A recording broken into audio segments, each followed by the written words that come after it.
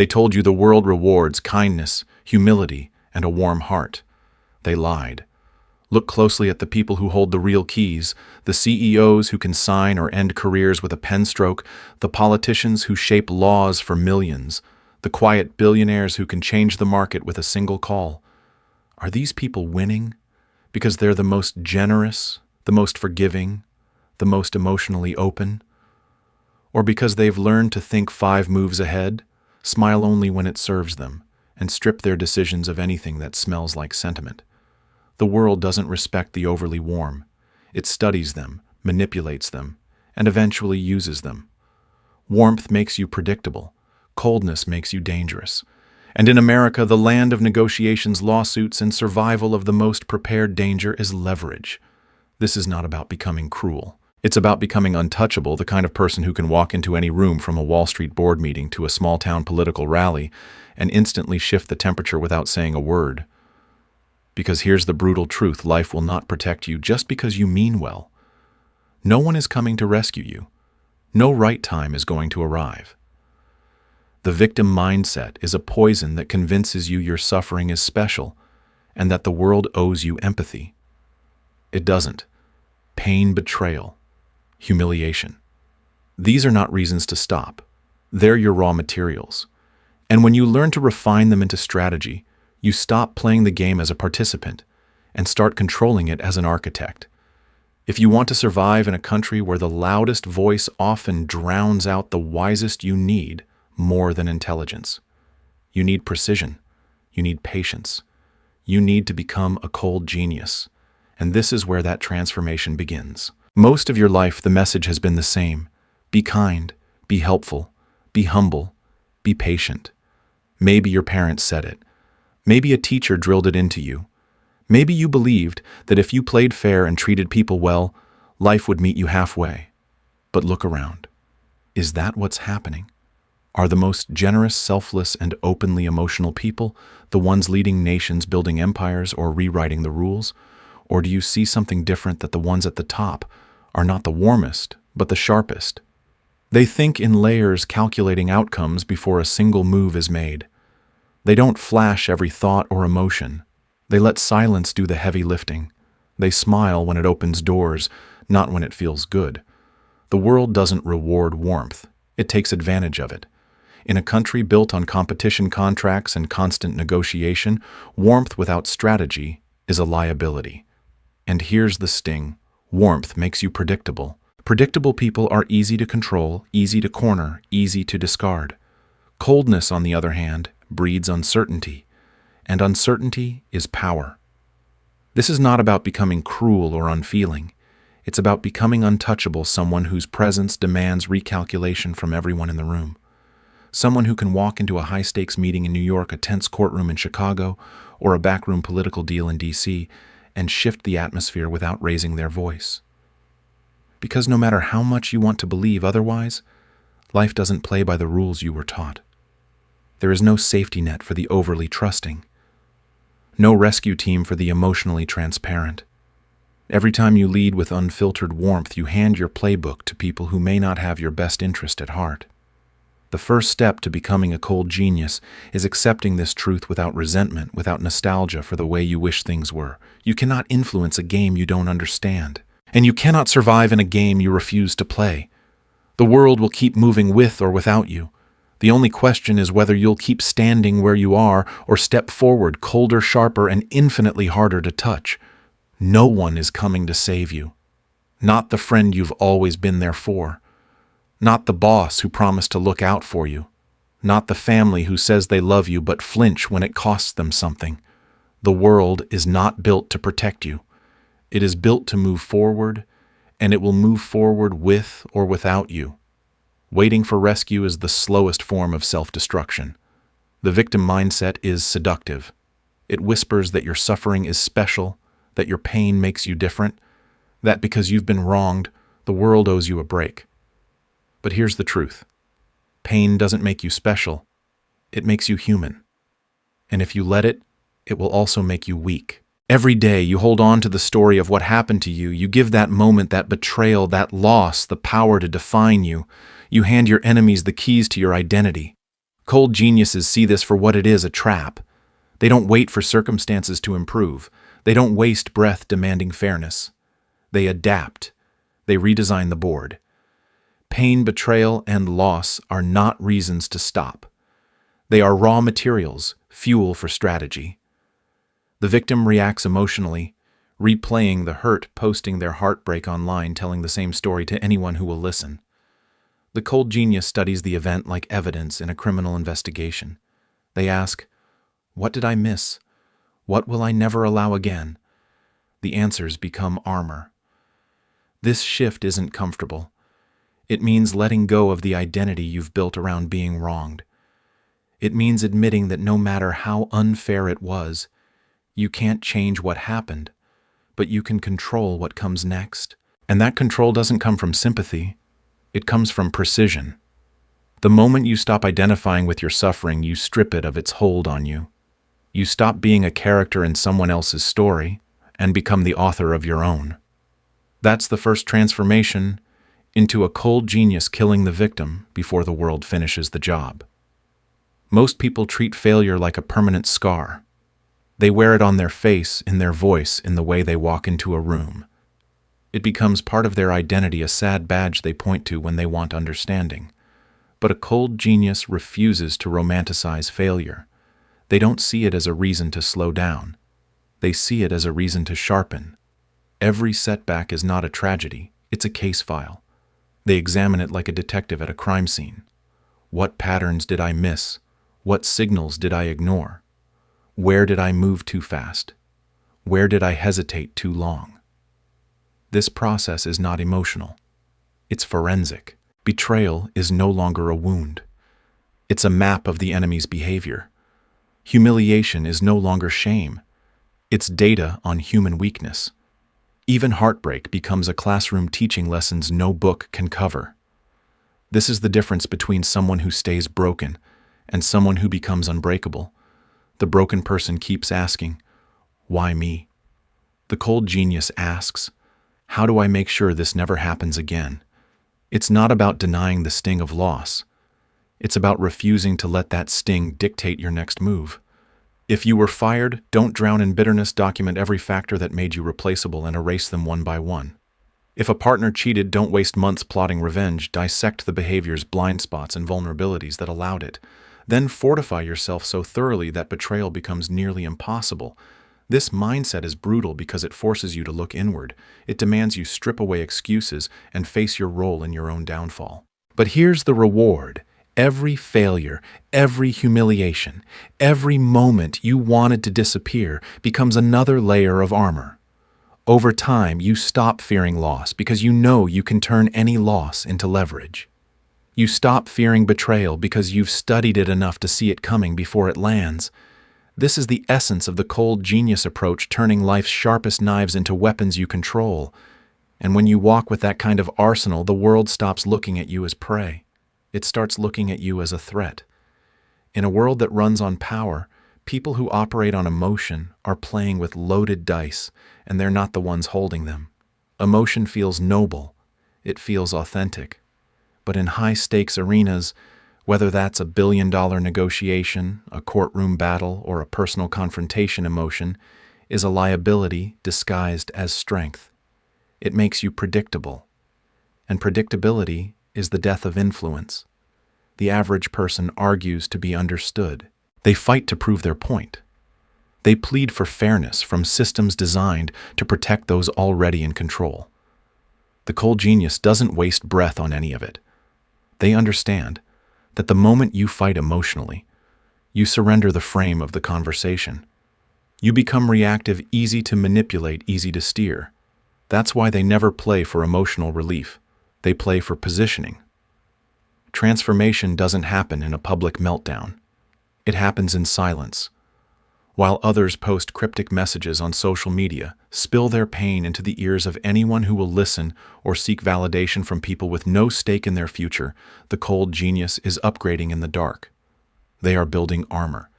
They are sharpening strategy. They are choosing their next move with surgical precision. This is not about killing your heart. It's about removing your heart from the driver's seat. You can feel rage without acting on it. You can feel hurt without announcing it. You can feel the urge to defend yourself and decide not to because you know the moment you justify, you legitimize the attack. When you operate without emotional leaks, you stop playing the game on the other person's terms. You dictate the pace, the tone, the battlefield. You can walk into a room full of people who doubted you, smile as if nothing happened, and watch them squirm under the weight of their own uncertainty. The truth is, emotion doesn't care about results. It cares about comfort. But power has no use for comfort. That's why cutting emotion out of the game isn't cruelty. It's survival. And survival is the first requirement for dominance. Every space you enter has an invisible order, a power map that most people are too distracted or too self-absorbed to see. They focus on the obvious: who's talking the most, who's smiling the widest, who's telling the stories. But a cold genius knows that real power rarely announces itself. It hides in body language and what is not said, in the subtle way people defer to one voice over another. Your first task when you walk into any room, whether it's a corporate boardroom in New York, a political fundraiser in Washington, or a small town council meeting, is to read that map. This isn't about paranoia. It's about survival. Every room has someone who fears losing control, someone who craves validation, someone who secretly pulls the strings. If you can see them before they see you, you've already shifted the balance. While most people rush to speak, the cold genius listens. They watch for micro-expressions, the quick glance someone gives before they answer, the hesitation before a name is mentioned. Every interaction is intel. The mistake amateurs make is thinking control belongs to the loudest voice. It doesn't. It belongs to the one who knows where to apply pressure. That pressure can be as subtle as a well-timed silence, or as sharp as a single question that forces the entire room to recalibrate. Reading the room also means spotting the traps. Who is trying to bait you into revealing too much? Who's using flattery to lower your guard? Who's pretending to be harmless just to measure your boundaries? When you can identify the players, their motives, and their weaknesses within minutes, you stop being a participant and start being a strategist. This is why cold geniuses don't rush. They position themselves. They let others reveal their hunger, their insecurities, their alliances. And when the time comes to move, they do it without wasted motion. No grand speeches, no emotional tells. Just a quiet shift in energy that changes the outcome without anyone fully understanding why. Control doesn't come from dominating the room. It comes from owning the map before anyone else even realizes it exists. Sentiment is the velvet leash that keeps powerful people from becoming truly free. It feels soft, it feels noble, but it's still a restraint one you wrap around your own neck. Sentimentality ties you to the past, to people you've outgrown, to promises that no longer make sense, to dreams that died a long time ago, but still whisper in your ear at night. The truth is, the past has no place in the plans of a cold genius. You cannot move forward while dragging ghosts behind you. This is the part most people can't handle. Sometimes the right decision will break a heart.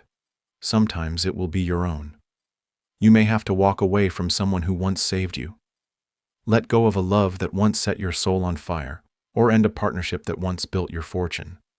But here's the dark truth. Machiavelli understood fear respects logic. Love clings to fantasy. If you must choose between the two, choose the one that keeps you alive.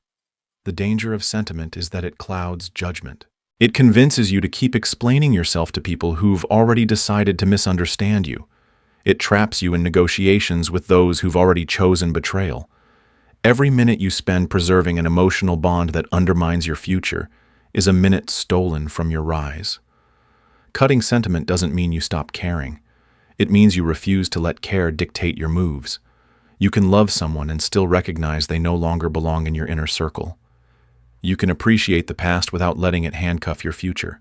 And you can value loyalty while refusing to be loyal to something that's killing you. When you finally sever that leash, you'll feel the air change.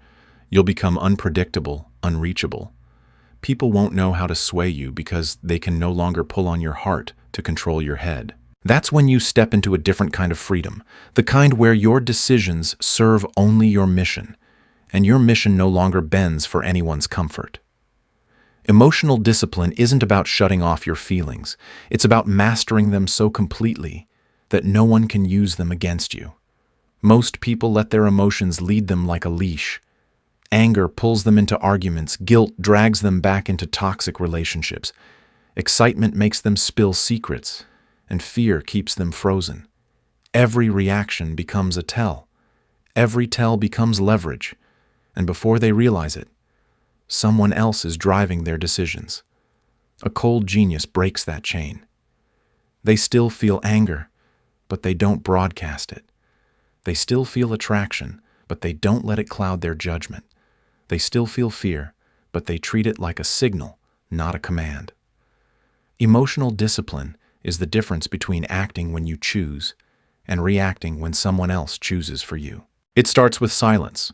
You don't rush to fill the air with explanations. You don't defend every action. You don't reveal your plans until they're too far along to be stopped. This silence unnerves people because they can't measure you. They start talking more, revealing their insecurities, their ambitions, their weaknesses, all while you stand still collecting data. The second layer of discipline is timing. Just because you feel something now doesn't mean you act now. Patience turns emotion into strategy. Anger becomes a weapon you can unsheath only when it will cause the most impact. Desire becomes a motivator instead of a distraction. Fear becomes a map pointing toward the exact skills or defenses you need to build. This level of control changes the way people treat you. They stop assuming you're predictable. They stop baiting you because it doesn't work. They stop pushing you into corners because you never move without purpose. And slowly they begin to respect you, not because you demand it, but because your discipline makes you dangerous. The truth is, emotional discipline is the armor you wear in a world built to provoke you. Without it, you're an open target. With it, you become untouchable. And when you can't be moved, you can't be manipulated, and that's when the game truly starts to tilt in your favor. Power is not chaos. It's a system.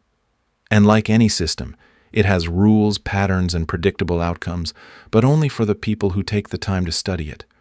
Most lie blind, reacting to surface behavior and falling for appearances. They believe the loudest person in the room must be in control, that smiles signal friendship, and that kindness is always pure. A cold genius knows better. They look beyond the words, past the tone, straight into the motive. Behind every smile is an angle. Behind every promise is a cost. Behind every act of generosity is leverage waiting to be collected. The key to decoding power is to treat human behavior the way a scientist treats data. Observe without judgment. Record without reacting. Every conversation, every deal, every argument leaves a pattern, and patterns predict outcomes. In this game, ignorance is weakness, but awareness is armor. And it's not just about studying others. You must turn the lens inward. What persuades you? What blinds you? What triggers you to act without thinking? If you don't map your own vulnerabilities, someone else will, and they'll use them to move you like a pawn. Brutal self-awareness is the firewall of a cold genius. Without it, you're building strategy on sand. Once you understand both yourself and the players around you, influence stops being a mystery. You can see exactly which strings to pull, which fears to amplify, which desires to feed, and which buttons to never touch until the perfect moment. You learn who needs validation to act, who folds under pressure, who hides behind false humility. When you see people this clearly, you stop being reactive. You stop chasing. You stop guessing. Instead, you position yourself so the game plays toward you. Every move you make has weight because it's backed by understanding, not impulse. Power isn't luck. It's literacy, the ability to read the currents while others are drowning in them. Once you can decode the system, you don't just navigate it. You start rewriting it. And when you can rewrite it, you no longer need to compete for power. You become the source of it. Power begins before you even arrive if your reputation is built right. The average person thinks influence comes from constant visibility, from being everywhere, from proving themselves again and again. But a cold genius knows the opposite is true. The less accessible you are, the more every interaction matters. The fewer words you speak, the more each one lands like a hammer. A strong reputation means the conversation changes the moment your name is mentioned. When you enter a room, people should instinctively adjust their posture, their tone, even the way they choose their words. That shift doesn't come from loud self-promotion. It comes from precision. Never confuse presence with noise. Presence is engineered. Every time you speak, you do it with weight. Every decision you make sends a message: I am not average. I am not replaceable. Reputation is a form of silent warfare. Done right, it eliminates the need for arguments or explanations. You don't have to convince anyone of your capability. They've already heard enough stories to tread carefully. Even your critics will admit often in private that you are not someone to underestimate. The danger. If you try to build this reputation through arrogance or constant bragging, you burn credibility before it hardens into respect. A cold genius lets results, not noise, do the talking. A single well-timed victory is worth more than 100 boasts. A single decisive action can undo months of slander without you ever addressing it directly. Remember Machiavelli's warning. It is not the title that honors the man, but the man who honors the title. Your power must come from what you embody, not from what's written on your business card, not from the chair you sit in, but from the way others feel your presence, even when you're silent. A reputation like this does two things. It draws the right allies to you, and it warns the wrong people away. In time, it becomes your shield and your sword. It works for you, even when you're not in the room. And when you've built that level of silent authority, you no longer need to chase opportunities. Opportunities start chasing you. Power is not just about what you do, it's about when and how you choose to be seen. Most people waste themselves through overexposure. They are always available, always talking, always showing up. Familiarity breeds comfort, and comfort breeds disregard. The cold genius refuses to become background noise. They appear with purpose and they vanish before anyone grows too accustomed to having them around. When you enter, it should feel like a shift in gravity. People should notice without knowing exactly why. You might speak only a few sentences, but those sentences carry weight because they are rare. And then before anyone can dissect your presence or dilute its impact, you're gone, leaving the room buzzing, replaying your words and wondering when you'll return. Disappearing is not absence for absence's sake. It's a calculated retreat. It gives your actions room to echo your decisions, time to take root. In your absence, your image grows in people's minds, often becoming larger and more intimidating than you actually are. They begin to fill the silence with their own projections, and in that uncertainty, your influence deepens. This discipline of appearing and disappearing keeps you unpredictable. Your rivals can't prepare for you if they don't know when you'll move. Your allies value your presence more because they can't take it for granted. It also shields your focus. Time you're not performing for an audience is time you're sharpening your skills, studying the field, and planning your next decisive step. Mediocrity will tell you that you need to be consistent in showing up, but consistency without strategy is exposure without impact. Better to be a storm that arrives without warning than a drizzle that everyone learns to ignore. When you master this rhythm, you control the tempo of the game. You dictate when energy spikes and when it falls flat. You become the unseen variable that keeps everyone on edge, the one they whisper about, the one they prepare for, the one whose absence feels like a warning. That is how you turn presence into power and scarcity into dominance. The highest form of power is not in what you say, or even in what you do. It's in how others instinctively change when you're present.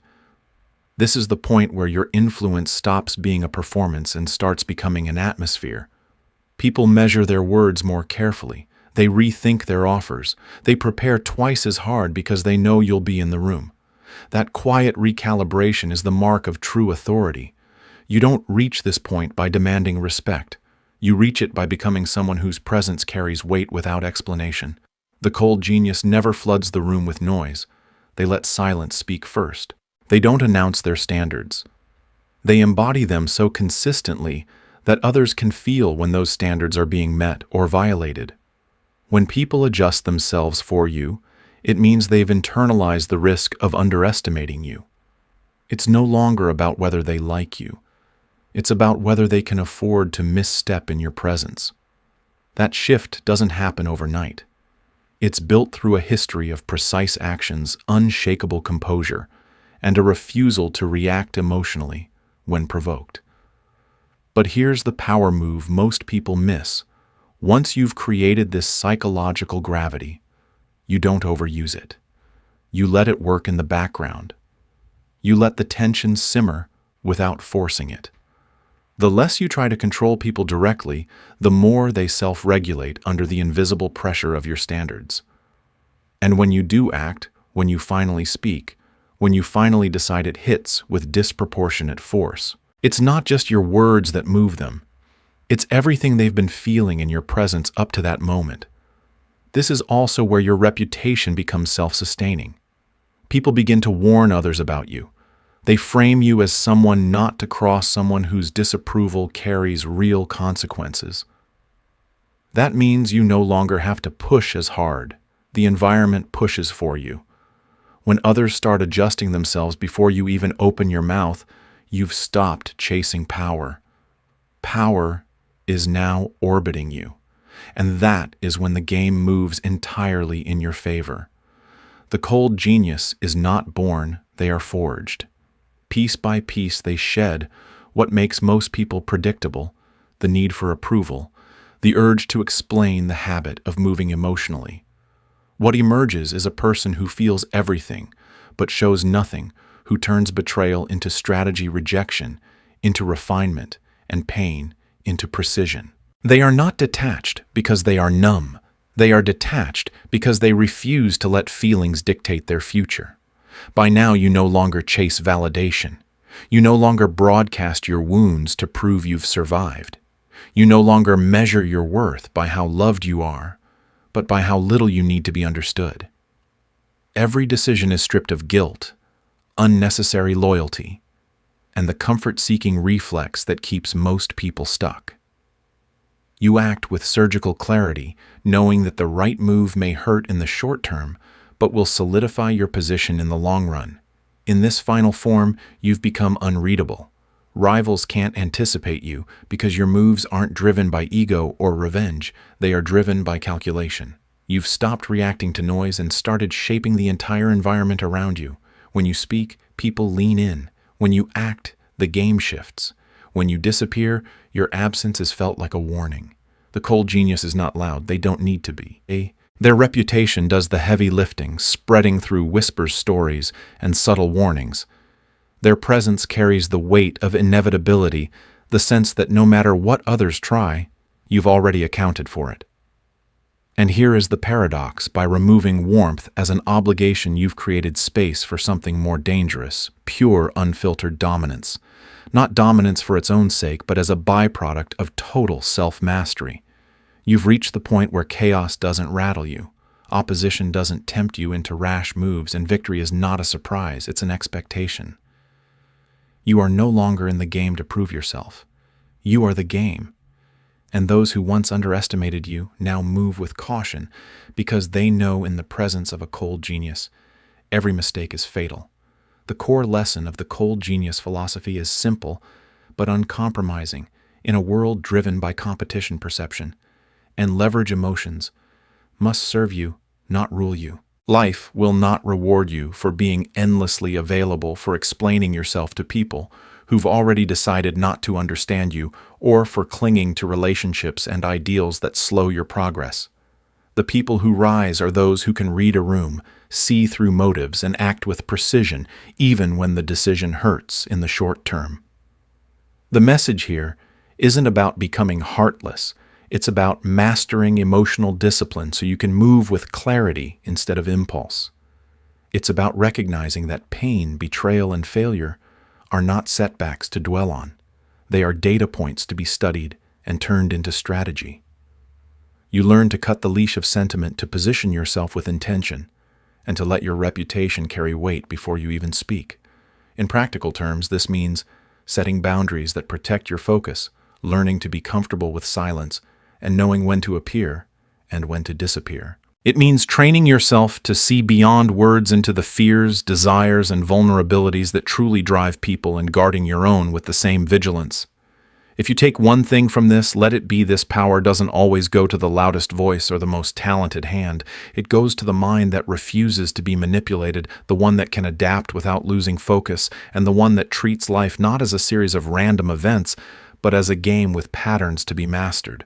If this resonates with you, don't just nod and move on, start applying it today. And if you're ready to keep sharpening your mind and building unshakable presence, hit subscribe, share this with someone who needs it, and let's keep building the kind of strength that can't be ignored.